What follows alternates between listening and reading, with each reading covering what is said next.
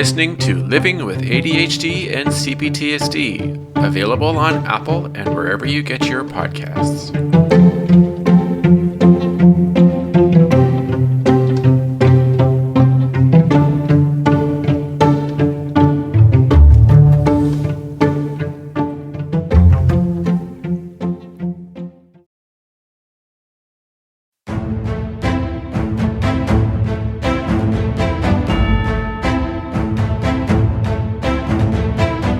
Hello everybody and welcome to another episode of Living with ADHD and CPTSD. Today's episode is CPTSD and we are going to talk about the window of tolerance, which is also known as the difference between hyper and hypoarousal. So I've got an article here that I'm going to read and then I'm going to go into some information on my own experience, of course, as I usually do, and then perhaps something else about what we're discussing today. All right, so this is very important because often when we are feeling normal or we're feeling calm and grounded and we're not in a triggered state, we often have this it's kind of like a nice calm level where things that occur that might be stressful or traumatizing or cause us to be exhausted or sad or anxious or pain, it can be within that tolerance window. But people who suffer from a lot of to our CPTSD or PTSD and have suffered a lot of trauma, things that would be manageable for people who don't have CPTSD, this would be very all over the place, and where we would get into a constant set of hyperarousal and then or constant hypoarousal feeling, and we'd be dissociated or completely triggered and just not ourselves. So I'm going to read this and then we'll go from there. All right. So, windows of tolerance. A term coined by Dr. Dan Siegel is now commonly used to understand and describe normal brain-body reactions. Especially following adversity, the concept suggests that we have an optimal arousal level when we are within the window of tolerance that allows for the ebb and flow, up and downs of emotions, experienced by human beings. We may experience hurt, anxiety, pain, and anger that brings us close to the edges of the window of tolerance, but generally we are able to utilize strategies to keep us within this window. Similarly, we may feel too exhausted, sad, or shut down, but we generally shift out of this. Below is a diagram demonstrating the ebb and flow of an optimally regulated nervous system experiencing activation following by settling. I will have this link to this webpage and you can take a look at it. It just shows a diagram of a healthy nervous system. When we experience adversity through trauma and unmet attachment, this can drastically disrupt our nervous system. Our senses are heightened and our experiences and reactions are typically intensified, and strategies are less readily accessible to us. Adverse experiences also shrink our window of tolerance, meaning we have less capacity to ebb and flow and a greater tendency to become overwhelmed more quickly. Learning how to track and shift our effect can be a powerful tool for promoting regulation and integration throughout the brain's body and mind. Regarding arousal states, hyperarousal, calm arousal, and hypoarousal. Calm arousal is the ideal state in that most times during the day we fluctuate within various levels of calm arousal. However, when we become too overstimulated, fear, pain, anger, trauma triggers, etc., to the degree that it pushes us outside of a window of tolerance, this is hyperarousal. Hyperarousal is characterized by excessive activation energy, often in the form of anxiety, panic, fear, hypervigilance, and emotional flooding and such.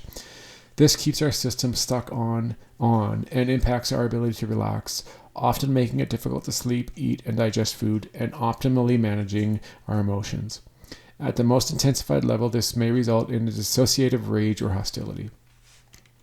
Hypoarousal may occur when we have too much hyperarousal, surpassing the pain emotional overwhelm our brain body is able to tolerate, causing us to plunge into a state of hypoarousal, shutting down or dissociating.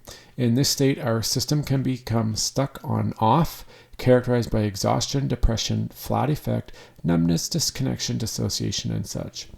This too impacts our sleep in that we may want to sleep all the time, and this impacts our appetite and digestion as well, and may make us feel emotionally deadened. Another diagram. All right.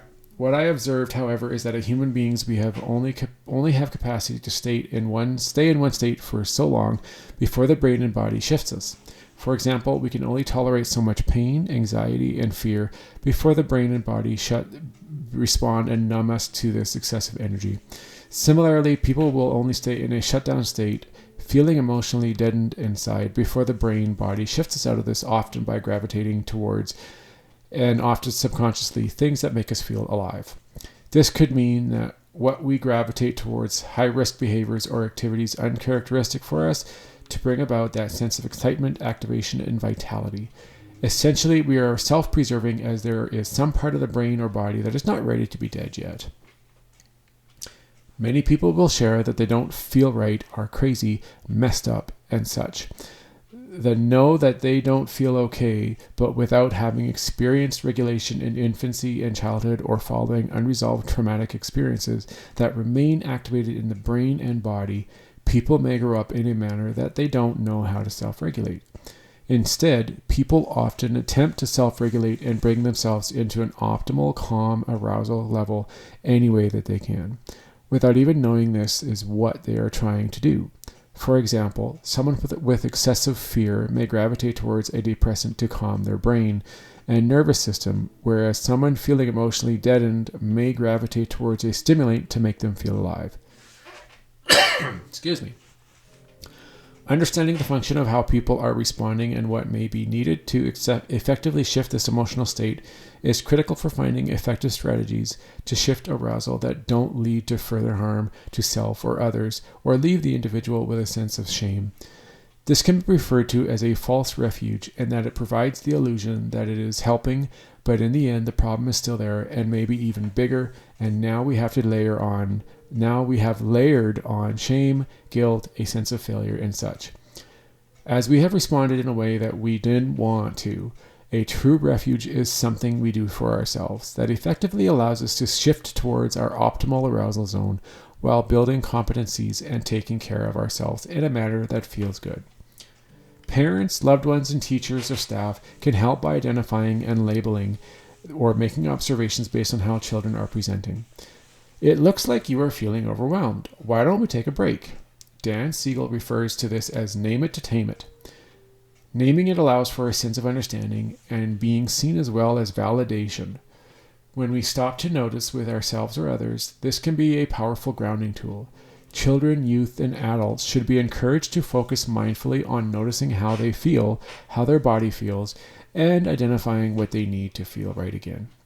Our goal is to essentially broaden this window of tolerance, increasing capacity for people to hold emotional experiences, even intense ones, without becoming dysregulated or going into a state of hyper or hypoarousal. Below is a great visual by NICABM to help understand this concept. Another diagram.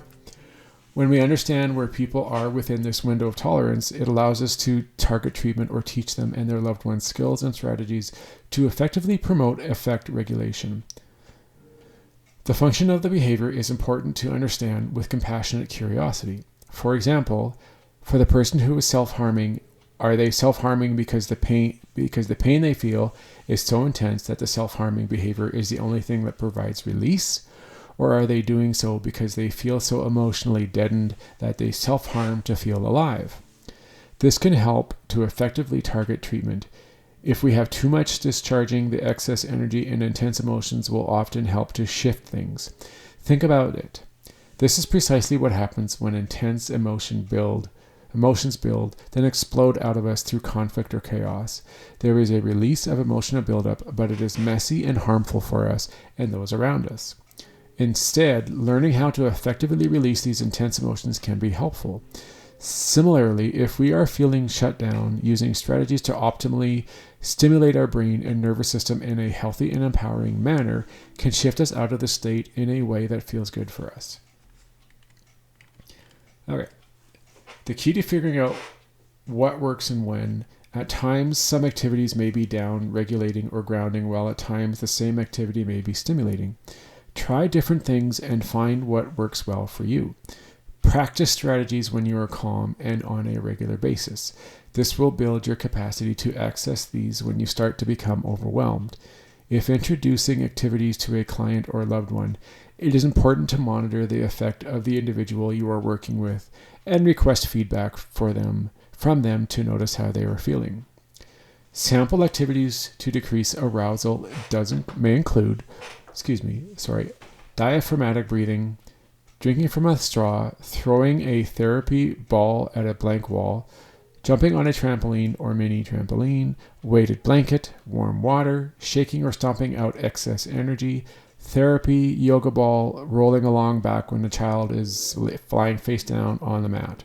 Heavy work like lifting, pulling, push-ups, wheelbarrow races, crab walk, leapfrog.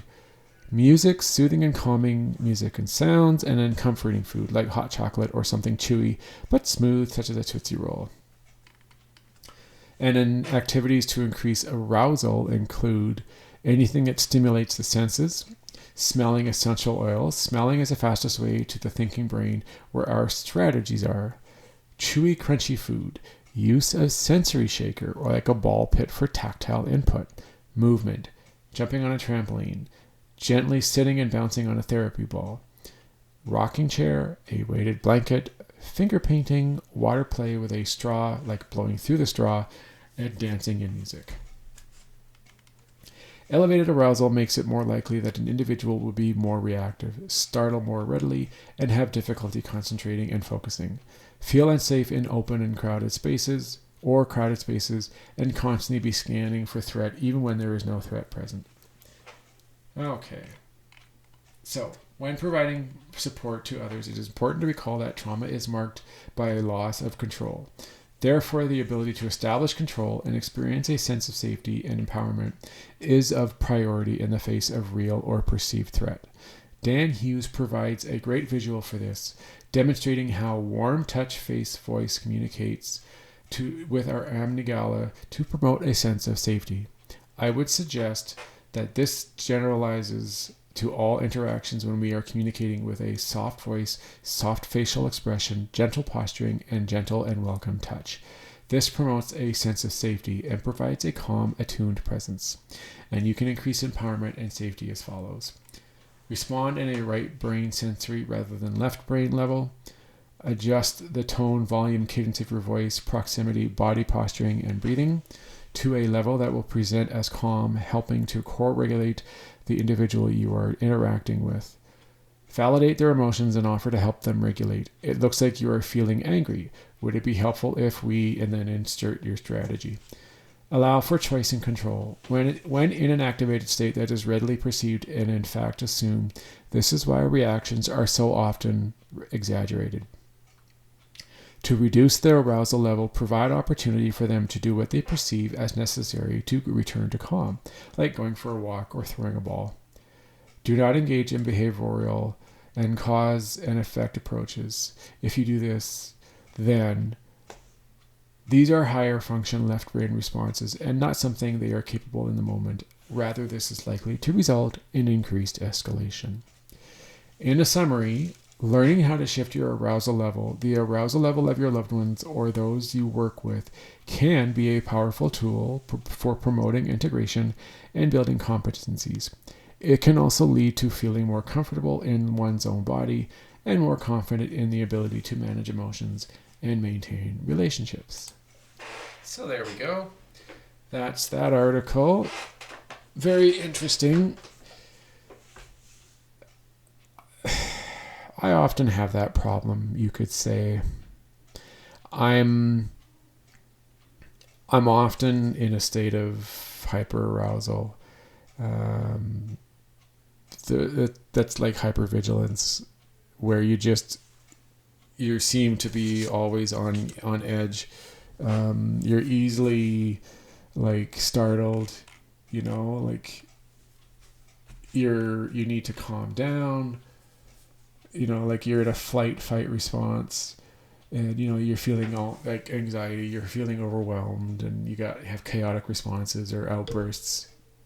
And I do have a tendency when I am triggered to have emotional outbursts that are really odd and chaotic responses. I do have a rigidness about it, and then I do get obsessive and compulsive behavior or thoughts, and then my impulsivity obviously goes up. And the funny thing is I also can do the other one. I can often get hypoaroused. I dissociate. I'm not present. I'm shut down. There's memory loss. I get disconnected. I go on autopilot. There's like no emotional display. I'm flat, like a robot. And then some separation from self and feelings and emotions. It's funny how that is very similar to having autism, but only when you're in a when you're triggered or when you're feeling alarmed and threatened. All right, I'm going to take a break, and then when I come back, we will continue with this episode. All right.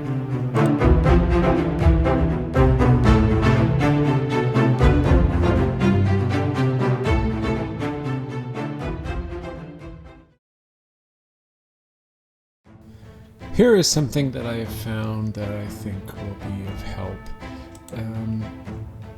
It's called Cultivating Resilience, 5 Steps to Help Cope with Triggers. So anybody who suffers from complex trauma and have been suffering for a long time, they often experience triggers. And of course, the triggers are a lot more likely to occur and be more like disastrous or harmful if they're often in a hyperarousal state, like I was saying earlier in my episode here. And so here are some steps that you can use to help cope with them. So number 1 is to know what your triggers are. Knowing what situations are likely to trigger you can help increase your sense of control. Number 2 is have a specific plan to regulate yourself. Once you know what your complex PTSD triggers are, come up with a coping plan. Think about what exactly you can do to regulate yourself.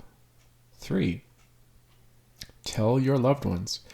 Let the important people in your life know what you are doing and ask for their support. For example, one of my clients is a yoga teacher. She told her boyfriend and her parents that when she is triggered, she is going to step out for 15 minutes while she practices asanas, a calming breathing technique. And calming breathing techniques. Sometimes I just can't see that word. So they don't worry. She also agreed to return in 15 minutes, even if it's only to tell them she needs more time. 4, use your tools. Once you come up with a specific tool, then it becomes a matter of practice. Implement your calming techniques. And then 5, get into therapy with a specialist for CPTSD. They can guide you towards full recovery.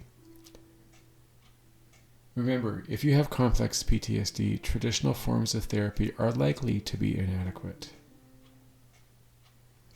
Men and women with complex PTSD do recover, and then chances improve greatly when you work with a therapist who is specializing in CPTSD. With the right tools and the right guidance, you can too.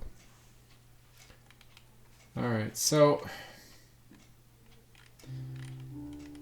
when you're someone who has a lot of triggers and you often deal with feeling overwhelmed and your anxiety and stress levels are high, you often have a very short window of tolerance.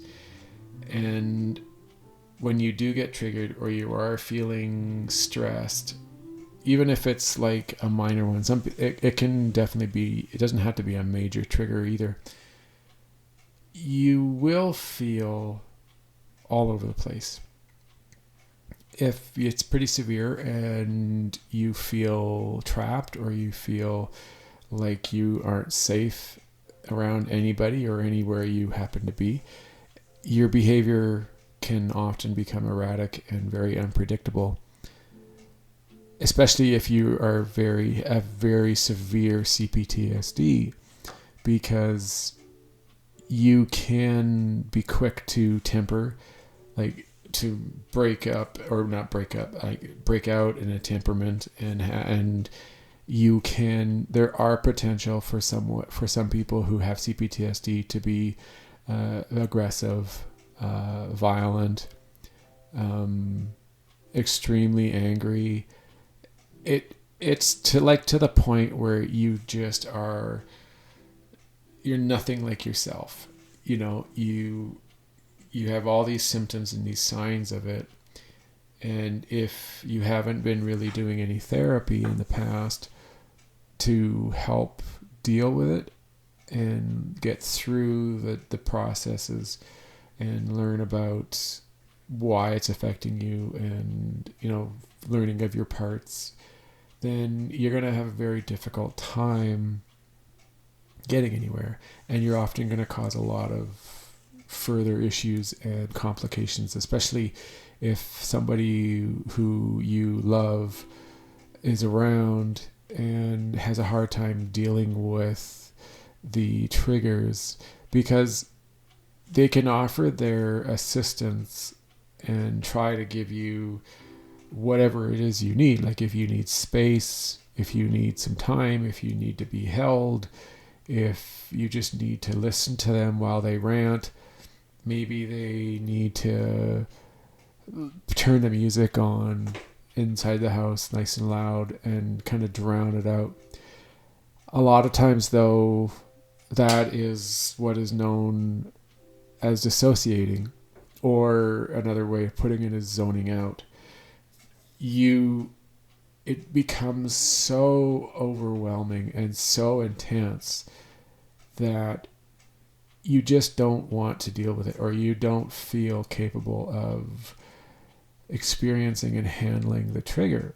So you get to the point where now all of a sudden you're going, I don't want to deal with this. This is just too much. And so you might like go and grab a giant bag of chips and turn on a movie or turn on a TV show and binge watch and like wear loose clothing and just cover up in a blanket and just sit on the chair and do nothing else. And you just want to allow your mind to be allowed to just roam around and not think about it. It is a coping strategy. It's not always healthy sometimes. And people who are very inexperienced when it comes to, working with their trauma and their triggers that they're having, it can definitely be harmful not only to them, but if they have a family, then it can be harmful to the family in an emotional way, and possibly, depending on the person, it could be even in a physical way. Because sometimes people who are dealing with a trigger don't realize in the moment what is going on. Sometimes they may not even know what's happening, like until after, and they may not have a memory of what happened, right? It's possible that they finally snap out of it, or they have finally been able to ground, and it's not from doing the work, it's just from zoning out or being dissociated, and eventually their system, and it's hard to say, there's no time frame, right? But it could be an hour, it could be 30 minutes, it could be a few hours, it could be the entire day, and going to sleep and waking up the next morning, they feel better, but they might not remember much of anything of what happened. And if they are in a dissociated state, or they're numb, or they're basically like blank, they're not there much of anything, they're not going to remember much. Like the article stated, people who are in a hypoarousal state, if they're in an extreme area of it, they will have memory issues where they won't remember pretty much anything that occurred. And in real extreme cases where a person has DID disorder and they completely dissociate to a different personality, both in a mental and a physical aspect, they're not going to remember anything. They're going to wake up. Either it'll end, or it won't, and they'll go to bed, and then they wake up and they have no memories or no recollection of what happened that evening previous to them. And if someone can tell them, which it'd be helpful, but basically they need to get help. They need to find a way to get assistance from a therapist. Again, a couple episodes ago, one of the most effective and my preferred method of therapy is the structural dissociation theory, because everything that's occurring, they don't necessarily say it in this article, but when you break it down and you actually look at it really deep and you really think about it, they're talking about child parts and the adult part. And when we get hyperarousal and we get stressed, we get triggered, the trigger is bringing a child part online. The child part is becoming activated, and what ends up happening is they do things and they say things that are not adult-like at all, and they end up becoming blended, like the adult is blended with the child part. And I have a lot of experience with this, obviously, where I have become triggered and I get blended with my parts, and I have no idea what's going on. I say things that are childish, and it's pretty clear that they are, like asking questions that like really a child would ask, or a person who's triggered would be asking. And when they think about it and they look back and they go, oh yeah, that was a childish comment, that really wasn't necessary. It's that kind of thing that really isn't healthy for that person. This is where they need to get proper therapy, like using the structural dissociation theory would be extremely helpful in showing this person a path towards healing and towards less triggers and a much better recovery time and mode, and the ability to properly process with these parts that have experienced the trauma. Because you're having a flashback, basically, right? Like I've discussed this in other episodes multiple times. You're having your flashback and you're feeling threatened and you're feeling alone and you're not feeling safe by any means. And the child parts, of course, are protecting you because they feel that your life is in danger. And they have good reason to, because for many of us, probably a large percentage of us, when we were a child, we were often in danger. Our lives often felt, under threat of possible death or harm or abuse. Like we were, like many people who have CPTSD were abused as a child, of course, and so they experienced neglect. They probably, or they could have been brought up by a narcissist, or like both of their parents, obviously. And so, of course, as they grow up and they at some point maybe move out and go to college, or they maybe have their own family, something begins that trigger to this past trauma that they've experienced, and now their behavior changes. They're getting blended with these child parts and they're not themselves. And like I said earlier, when you're having that hypoarousal state and you're feeling numb and you're feeling blank and you're feeling flat and you don't have any emotion and you're basically dissociating, this is what happens, like I said, when it's just too difficult. It's way too intense for a person to handle. And they end up using this as a method to allow themselves to get relief. it's not a bad thing. Dissociating can be healthy if all you ever are experiencing is a constant state of hypervigilance, or you're always living in survival mode and you don't feel safe. You never feel like you can relax or feel comfortable in your location or in your situation that you're in and feel grounded. So it's a healthy way to be. But one thing you do have to know and understand is that at some point you do have to look to get like therapy to start your healing, to move towards not having to be dissociated so often. It's not a good thing in a long-term state because it affects things like your relationships. It can affect your work.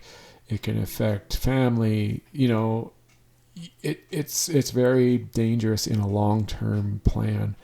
But in the short term, it is a good way of avoiding feeling the stress and the anxious feelings and the triggers that are very dangerous, or your parts feel that they're protecting you because there are dangerous situations. But therapy is clearly the key here to moving beyond this.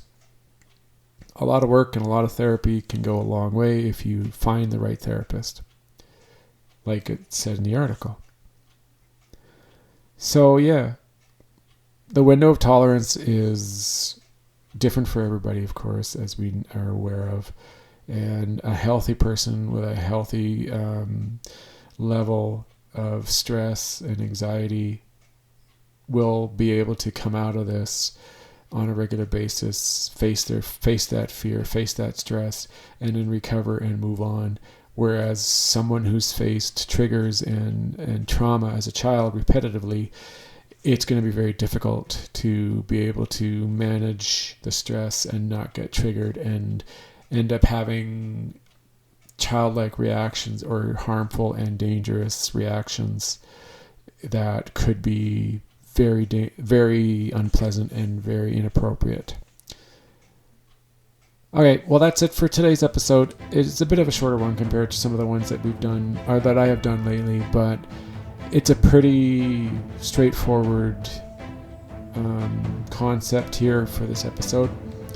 It was an easy one to talk about, but it was a good time to bring it up and discuss it.